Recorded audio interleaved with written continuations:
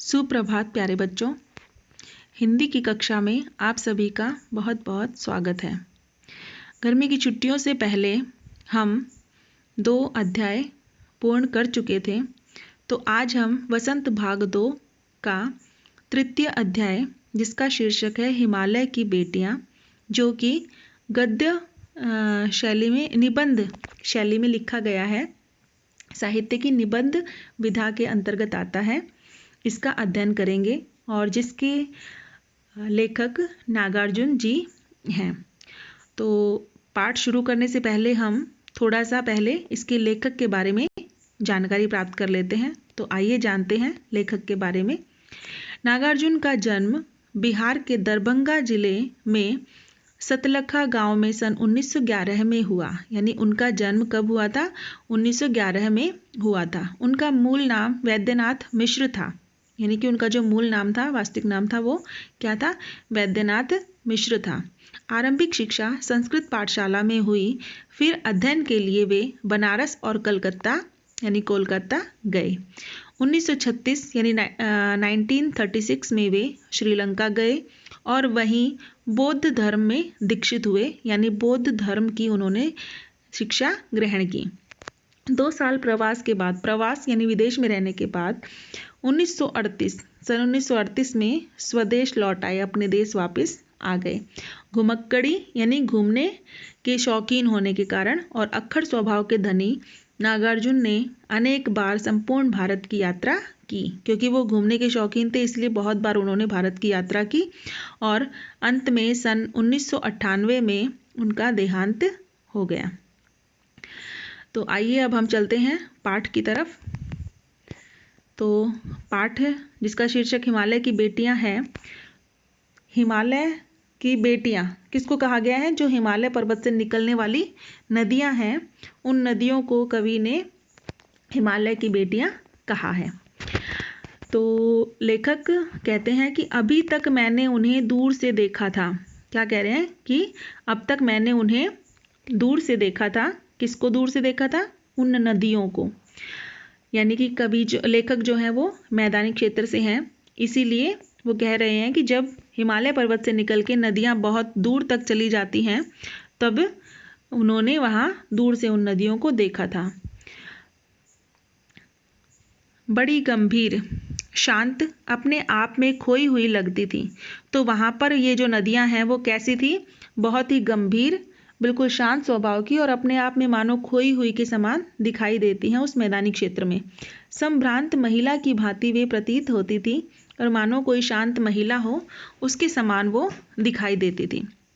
उनके प्रति मेरे दिल में आदर और श्रद्धा के भाव थे। किसके प्रति? उन नदियों के प्रति। किसके दिल में? लेखक के दिल में। तो लेखक क्या कह रहे हैं कि उन नदियों के प्रति मेरे दिल में आदर और श्रद्धा के भाव थे। यानी उन नदियों के प्रति आदर रखते थे और श्रद्धा का भाव था उनके मन में। माँ और दादी, मौसी और मामी की गोद की तरह उनकी धारा में डुबकियां लगाया करता। माँ यानी जिस तरह से एक बच्चा है वो अपनी माँ, दादी, मौसी, मामी आदि की गोद में उछलता रहता है, उस तरह से मानो लेखक भी उन नदियों में डुबकियां लगाया करते थे, नहाया करते थे उसमें। परंतु इस बार जब मैं हिमालय के कंधे पर चढ़ा, यानी कि लेखक कह रहे हैं हिमालय के कंधे पर चढ़ा, अर्थात हिमालय पर्वत के ऊपर जब वो चढ़े तो वे कुछ और रूप में सामने थी। यानी नदियों का और ही रूप उन्हें वहां देखने को मिला। मैं हैरान था। लेखक उस स्थिति को देखकर बड़े हैरान हो गए कि यही दुबली पतली गंगा, क्योंकि पर्वतीय क्षेत्र में जो नदियां जब वहां से उद्गम स्थान से अपने निकलती हैं तो बिल्कुल पतली सी धारा के रूप में निकलती हैं। इसीलिए कवि को हैरानी हो रही है। वो सोचता है कि यही दुबली पतली गंगा, यही यमुना, यही सतलुज समतल मैदानों में उतरकर विशाल कैसे हो जाती हैं। यानी कि ये जो नदियां हैं वो समतल क्षेत्रों में जाकर के इतनी बड़ी, इतनी विशाल कैसे बन जाती हैं। इनका उछलना और कूदना, खिलखिलाकर लगातार हंसते जाना, इनकी यह भावभंगी, इनका यह उल्लास कहाँ गायब हो जाता है मैदान में जाकर। फिर प्रश्न कर रहा है लेखक कि इन नदियों का जो यह ऐसा भाव है, उछलना कूदना है, जो ये हंसी खुशी से उछलती हुई जा रही हैं, ऐसा यह भाव है वह कहाँ खो जाता है, किसी लड़की को जब मैं देखता हूँ, किसी कली पर जब मेरा ध्यान अटक जाता है, तब भी इतना कौतूहल और विस्मय नहीं होता जितना कि इन बेटियों की बाल लीला देखकर। यानी कि लेखक कहते हैं कि जब वो किसी लड़की को देखते हैं या किसी कली की ओर उनका ध्यान जाता है, तब भी उन्हें इतना आश्चर्य नहीं होता, इतनी उत्सुकता नहीं होती जितना कि इन बेटियों को यानी इन नदियों को देखकर उन्हें महसूस होता है। तो आगे पढ़ने से पहले हम एक बार इस गद्यांश से संबंधित कुछ प्रश्न बनते हैं, उनके बारे में पढ़ेंगे। तो प्रश्न, जैसे पहला प्रश्न है, दूर से देखने पर नदियाँ लेखक को कैसी प्रतीत होती थी। यानी कि दूर से देखने से नदियों के बारे में लेखक का क्या विचार था, उसके बारे में बताना है। प्रश्न नंबर 2 है, लेखक के मन में नदियों के प्रति कैसे भाव थे। यानी लेखक उन नदियों के बारे में क्या सोचते थे, उसके बारे में बताना है। हिमालय के कंधे पर चढ़ना, इस वाक्यांश का क्या अर्थ है, यानी इसका मतलब क्या है वो बताना है। नदियों का मैदान में जाकर कौन सा उल्लास गायब हो जाता है। यानी नदियों का मैदानी क्षेत्र में जाकर उनका कौन सा उल्लास जो है वो गायब हो जाता है। निम्नलिखित अगला प्रश्न है, निम्नलिखित विशेषण और विशेष्य का सही मिलान कीजिए। तो नीचे कुछ शब्द दिए हुए हैं जिनमें कुछ शब्द विशेषण है और कुछ विशेष्य हैं। विशेषण और विशेष्य आप अपनी पिछली कक्षाओं में पढ़ चुके होंगे, इसलिए बस सिंपल सा बता रही हूँ कि विशेषण जो होते हैं वो जिस शब्द की, किसी शब्द की जो शब्द विशेषता बताते हैं उन्हें विशेषण कहते हैं, और जिस शब्द की विशेषता बताई जाती है उन्हें विशेष्य कहते हैं। यानी कि जिस शब्द की विशेषता बताई जाए वह विशेष्य है और उसकी जो शब्द उसकी विशेषता बता रहा है वह विशेषण है। तो इनमें आपको विशेषण और विशेष्य का सही मिलान करना है। आइए अब आगे बढ़ते हैं। कहाँ ये भागी जा रही हैं, वह कौन लक्ष्य है जिसने इन्हें बेचैन कर रखा है। अपने महान पिता का विराट प्रेम पाकर भी अगर इनका हृदय अतृप्त ही है तो वह कौन होगा जो इनकी प्यास मिटा सकेगा।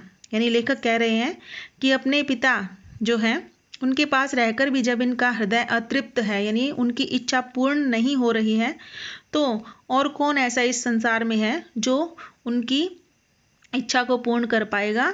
न जाने ये कौन सा ऐसा अपना लक्ष्य बना रखा है जिस लक्ष्य के ऊपर ये भागी जा रही हैं, जहाँ जिसको पाने के लिए निरंतर मानो यहाँ से भागती हुई जा रही हैं। बर्फ जली नंगी पहाड़ियाँ, छोटे छोटे पौधों से भरी घाटियाँ, बंधुर आदित्यकाएँ, आदित्यकाएँ का मतलब गुफाएं, सरसब्ज यानी कि हरी भरी उपत्यकाएँ, ऐसा है। उपत्यकाएँ होती हैं घाटियाँ, तो ऐसा है इनका लीला निकेतन, ऐसा उनका लीला निकेतन, यानी उस क्रीड़ा करते हुए इस तरह से लीला करती हुई वो यहाँ से नीचे की तरफ बहती हुई चली जाती हैं। खेलते खेलते जब ये जरा दूर निकल जाती हैं तो देवदार, चीड़, सरो, चिनार, सफ़ेदा कैल के जंगलों में पहुंचकर शायद इन्हें बीती बातें याद करने का मौका मिल जाता होगा। यानी पर्वतीय क्षेत्र से निकलकर जब ये जंगल के रास्ते से होती हुई मैदानों में जाती हैं तो उस जंगल में पहुंचकर इन्हें शायद अपनी बीती बातों को याद करने का मौका मिल जाता होगा। कौन जाने बूढ़ा हिमालय अपनी इन नटखट बेटियों के लिए कितना सिर धुनता होगा। बड़ी बड़ी चोटियों से जाकर पूछिए तो उत्तर में विराट मौन के सिवाय उनके पास और रखा ही क्या है। बूढ़ा हिमालय, यानी हिमालय को बूढ़ा क्यों कहा गया है, क्योंकि वह हिमालय बहुत पुराना है, प्राचीन पर्वत है, इसलिए उसे बूढ़ा हिमालय कहा गया है।